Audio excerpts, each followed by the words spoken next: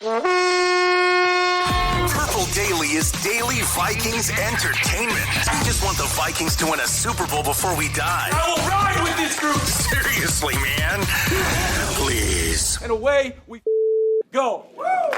Okay, welcome to Purple Daily, daily Vikings entertainment, where we just want the Vikings to win a Super Bowl before we die. And the groundwork starts at OTAs, Judd Zulgad, off-season practices, which start this week for the Minnesota Vikings. We will explain what that is for those of you who are maybe new and excited about off-season workouts. This will be a little bit of a shorter episode of Purple Daily than normal because, A, we've had some technical issues, and B, our Flagrant Howls podcast, for those of you who dabble in the Timberwolves, requires a little extra attention today because the Timberwolves just beat the Denver Nuggets in 7 games last night. So if you haven't checked out Flagrant Howls, please do so. Craig Kilborn will join the show today. We'll get Michael Grady and Jim Peterson on this week. It's a celebration in Minnesota sports right now, Judd. Oh, it's absolutely fantastic. This perhaps it is an indication of what is to come with the JJ McCarthy era. I'm not saying this season,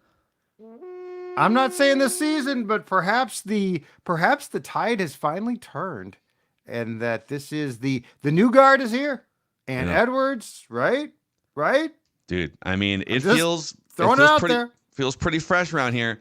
So before we get to the building blocks of the Vikings offseason here, the 5 things you should know from Judd's pre-OTA camp notes about what's going to happen this week. If you're looking to stock up before a long run of Minnesota sports success, Judd, where should you go to stock up?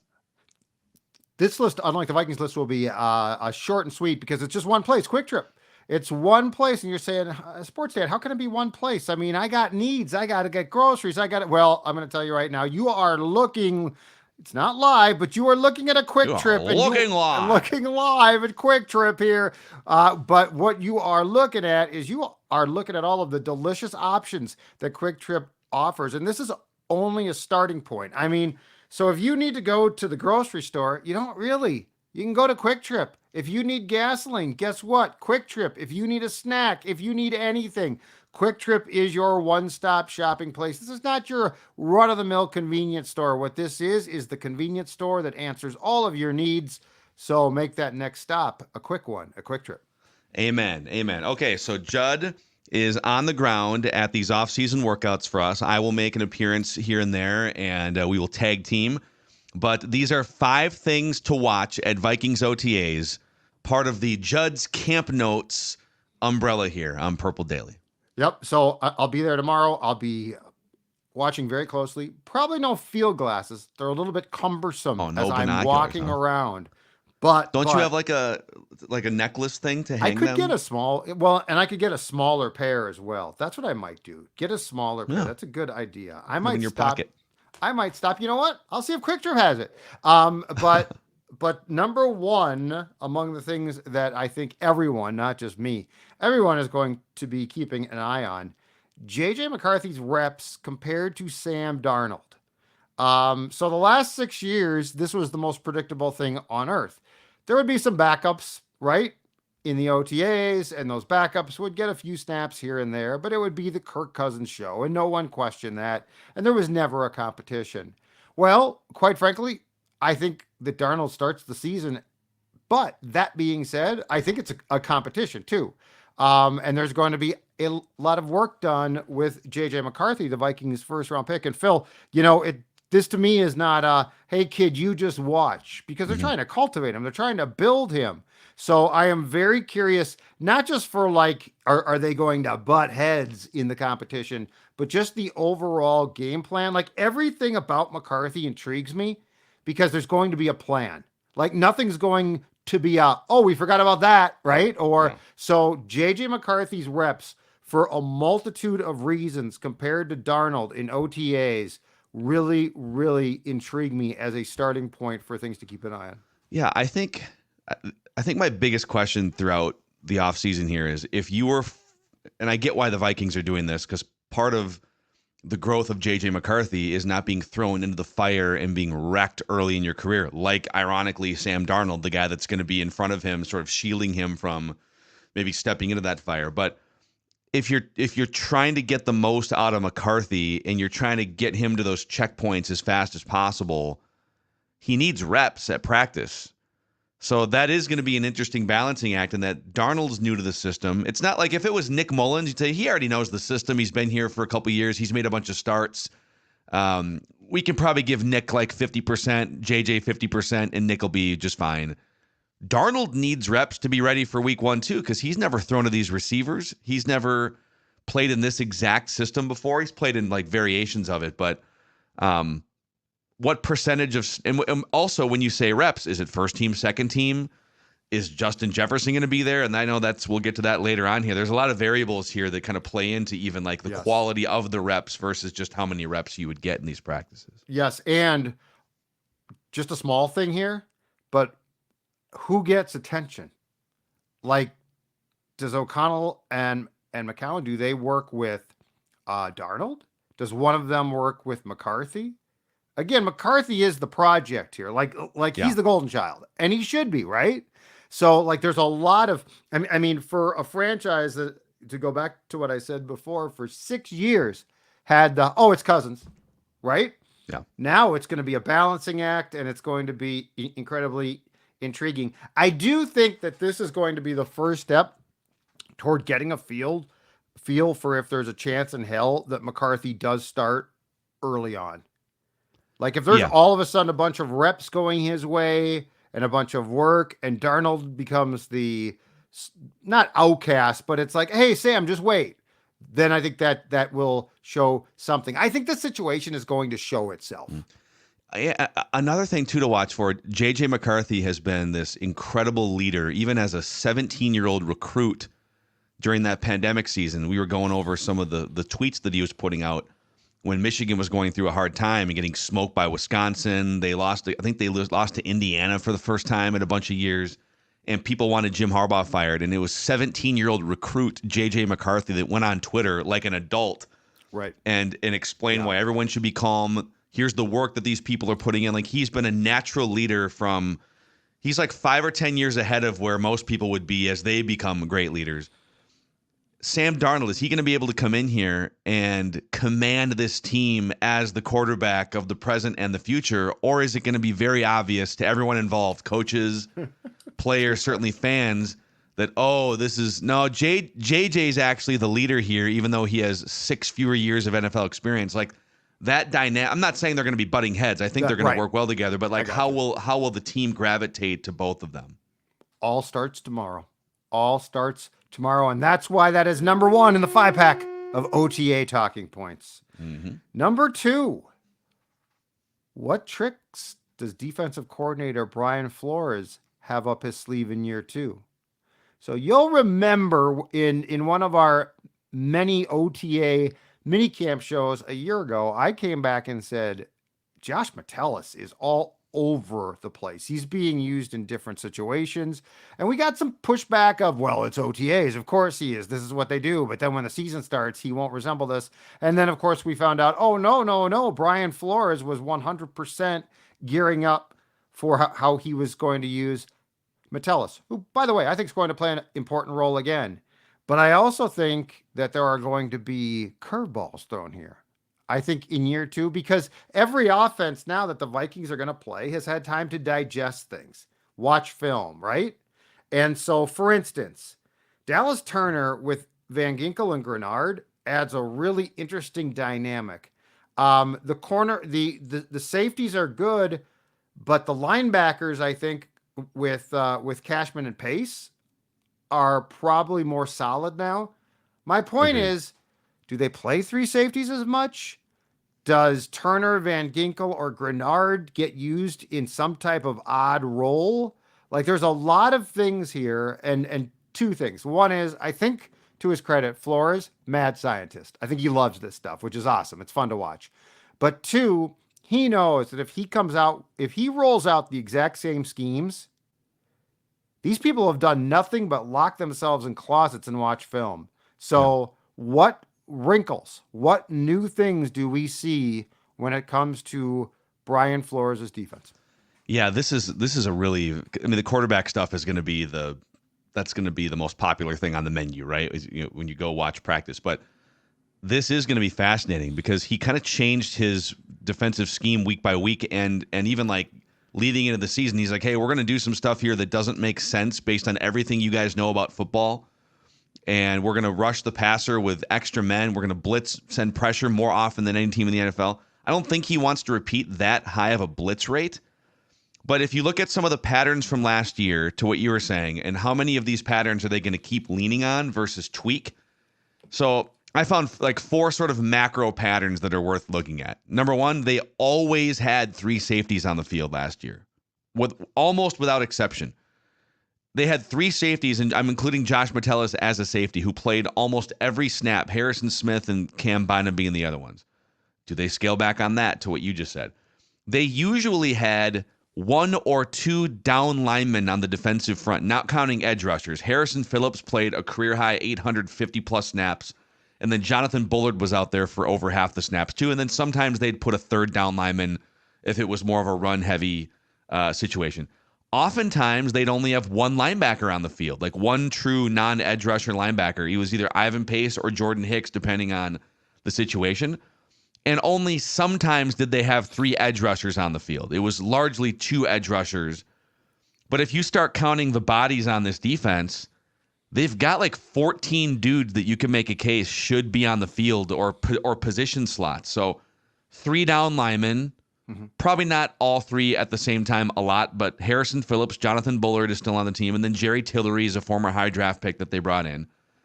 But then you've got 3 edge rushers that are high-level guys that you would – that's what's going to be interesting because they didn't have this many edge rushers that could terrorize quarterbacks. Jonathan Grenard, Andrew Van Ginkel, and Dallas Turner. And then you got Ivan Pace Jr. and Blake Cashman as the linebackers. 3 cornerbacks, whoever wins those slots, Mekhi Blackman, Shaq Griffin, Byron Murphy Jr., and then the 3 safeties from last year. That's 14. Well, you can only play 11 at a time, so are there going to be situations where you have 3 of those edge guys on the field and only 1 linebacker, only 1 down lineman? There's more possibilities, I think, with this personnel than there was a year ago because they've got more depth at edge rusher.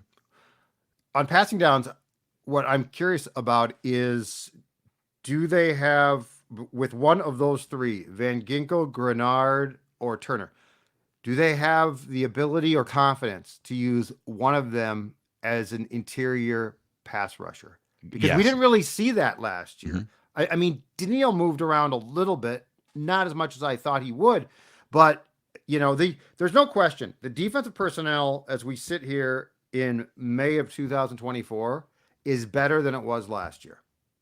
Like it just is. That doesn't mean that the Hunter loss won't hurt at all, but it does mean that you have more choices now. And I guess one thing I'm curious about is, the 3 safeties thing worked well. Those are 3 really, really smart people, and they deserve to play. But was it also a product of, I got to do something? Yeah, I think so. Totally. So. Yeah, I think it was more necessity, and to your point, they have enough personnel where he can do what he wants to do more than maybe what he had to do last year. Yes. So, okay, number 3, Judd's camp notes, previewing OTAs here. Very simple. Do we see number 18, JJ, not McCarthy? He's number 9, Justin Jefferson. He didn't show up for OTAs last year. We all think it was at least partially due to the fact that he didn't get a contract extension because, remember, he was eligible for one in the spring of 23, despite the fact that he at that point in time had 2 years left on his rookie contract. Well, he's now going into the 5th year. We've talked about it a ton, but a contract is not done. And Jefferson's explanation a year ago was, I had a lot going on, a lot of endorsements to shoot, and no one's questioning his football conditioning, okay? But the one thing I think is important to keep in mind here is a year ago, he was coming back to play with Kirk. So, he had plenty of work with Kirk. JJ McCarthy and Darnold, no matter who starts in week 1, he has no experience with. So there's a very good argument to be made here that it is in not just his, more so the Vikings' best interest that he's here. And that entails a new contract, and that's not done. So while it's not mandatory to be here until the 3-day minicamp in June, I do think it's a definite talking point if he's not here. I guess if there was like sports books that put when will Justin Jefferson sign a contract? Oh, I'm sure there are. Maybe you can find that somewhere. You can find them. I don't know that this gets done until training camp. It feels like they've been close for 10 months, but obviously there's still some sticking point. I don't know if it's like the guarantees, if it's the length. I doubt if it's average annual value at this point, because if you're the Vikings, what's the difference between the $34.5 million it would take to make him the highest paid non-quarterback and didn't A.J. Brown sign a $33 or $34 million to be the highest paid wide receiver? Yeah. So it's like the market is what it is. Right. It'll cost you $35 million a year, and the question is how much are you guaranteeing over the duration? But I just feel like mandatory minicamp is one thing, but training camp feels like the next actual deadline or checkpoint here where something has to happen. But if he doesn't report till training camp, and I wouldn't blame him if a deal isn't done, this is the biggest contract he's ever going to sign. Then you got these two new quarterbacks that don't get to throw passes to the most important centerpiece weapon in the offense. So, I don't know. And I'm curious about this. So if you're right, and I think it was PFT back in like March that originally broached this or broke this, that it's guarantees. That the Vikings made a big exception for Cousins, but they ordinarily don't essentially, I think, guarantee the majority or all of a contract. But wouldn't you think, Phil, at some point in time, you have to make a decision? Because, and look, if you're like, you know what, no, then I think you got to make a really tough one. Yeah. But it seems weird to me to drag this out. If you're not gonna guarantee it now, are you suddenly going to budge in training camp? And by the way, Justin might not budge. He's the best at what he does at his position. So, like at some point in time, I feel like you gotta swallow hard and say we're either doing this or we're not. One thing to keep in mind, to go back to the Bosa situation and hold out in San Francisco last year, is if Jefferson holds out from camp, he is not subject to the daily fines because he's on his rookie contract. Yes. So he can, instead of holding in and not being fined, he can just not show up. Right. And not be fined. Yep. Which, again, until a contract's done, I don't want him, and he doesn't want to pop a knee or something at a practice, exactly. Right? So, okay, before we get to the final two items on your things to watch in Vikings OTAs here, a shout out to our friends at Finch Home Solutions. Finch Basketball Solutions did a nice job last night in Denver. And guess what? Cody and his team at Finch Home Solutions, they are just as good. Look at those beautiful colors on that van. What does that remind you of? That's right. It reminds you of a winning football team. And Finch Home Solutions, they are a winning team when it comes to the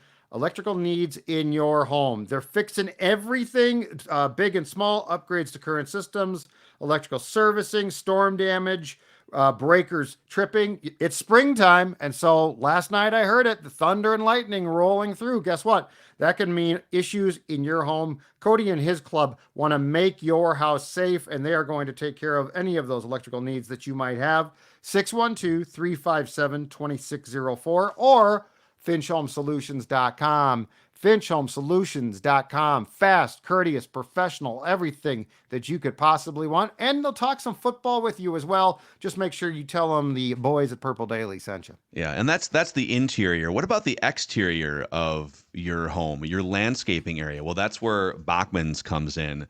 And what better way to refresh your landscaping with A, help from Bachman's, but B, the foundation of every beautiful yard, which is trees. Bachman's can help you. Like if it was me walking into Bachman's, okay, we've decided we need more trees. We need more shade. We need trees to beef up our landscaping. My second question would be, okay, where do I start? What type of tree? How much shade do I need? Should it be a fruit tree, a flowering tree, an ornamental tree? This is where my knowledge ends and Bachman's begins. They have horticulturalists. We are sports culturalists. They are horticulturalists. And they're here to help you consider the location you want, the type of trees you want, how to plant, how to buy. Also, you can get 20% off containers for shrubs and trees right now at Bachman's. 15% off pallets of mulch, and they'll deliver it to your home. There are 7 Bachman's locations in the Twin Cities. Stop into one: Minneapolis, Apple Valley, Eden Prairie, Plymouth, Fridley, Maplewood, and Cedar Acres, Lakeville. Throw your arms up and say, help me find people at Bachman's. All right, let's get to number 4 here. Things to know ahead of Vikings OTAs. Is there a future for Lewis Cine and or Andrew Booth? A future in what? Is there a future in purple? In football? So those are the two, well, in football or purple. Those are the top 2 picks in the 2022 draft by the Vikings. And I'm going to lump in 3rd round linebacker Brian Asamoah as well here. Another part of that draft. So 3 very high picks in that draft. I think their jobs very well might be on the line here. Cine is a really, I think Cine is the most interesting one. Clearly he's a late 1st round pick. The Vikings, to go back to point 2, played 3 safeties almost all the time last year, and Cine couldn't get on the field. And I'm sorry, I think it had almost nothing to do with his broken leg the year before. I think it had to do with what Brian Flores wants, what he perceived as Cine's football intelligence. And so for one of those 3, now Booth, I think, is going to vie for a job of some sort. Like I do think he can keep himself in a mix. Asamoah, I'm not so sure about. Now, I think he is a pretty good special teams player. But remember, Lewis Cine was inactive a lot last year. You know what that means? It means you ain't great on special teams either. That's a problem. Yeah. So I think that there is a chance at some point here that Lewis Cine's tenure with the Vikings some point soon is going to come to an end. So while not like top of mind, I'm going to be the field glasses right on number 6. I do think that this is a make or break offseason for Cine, because right now he's eating up a roster spot without any real return. Well, Theo Jackson was the 4th safety on this team. He played 125 snaps on the actual defense. I liked him. Lewis Cine played 8. Yeah. Well, and by the way, Brian Asamoah played 36 snaps on defense last year, and he was beat out by Ivan Pace Jr., an undrafted rookie free agent who wound up being the green dot linebacker for. I mean, him and Jordan Hicks essentially played the same number of snaps, and Jordan Hicks is a multi-time leading tackler in this league. Like, he is a really good linebacker. So yeah, if you combine the snaps of Asamoah, Cine, and Andrew Booth Jr. Booth Jr. played 151, but all 3 combined played fewer than 200 snaps. A full season is like 1,200 snaps on defense. Wow. So those 3 combined played like a 1/6 of the snaps combined on defense. I would say Booth Jr. as a depth cornerback makes the team almost certainly. Yep. Then it just depends on if they see a role in special teams for Asamoah. And by the way, the signing of Blake Cashman, that's a multi-year deal. Oh, yeah. He's young enough. Like, there's no path for Asamoah besides injury to get any run on the actual defense. So how much do they matter in special teams? Well, Lewis Cine wasn't drafted in the 1st round to be a special teams ace. And as we're seeing the last couple of years. Yep. Super interesting. Okay. And number 5. Number 5. I'm going to go meat and potatoes here. I'm going to get into the interior of the offensive line. I'm going to bulk up to 315 and start sweating profusely as I bring this one to you. Does Blake Brandel get all of the work at left guard? My inclination is yes. In March, he signed a 3-year, $9.5 million contract. I think he will. But this is interesting because O'Connell spent a lot of last year, just like with asides to how great Blake is playing, right?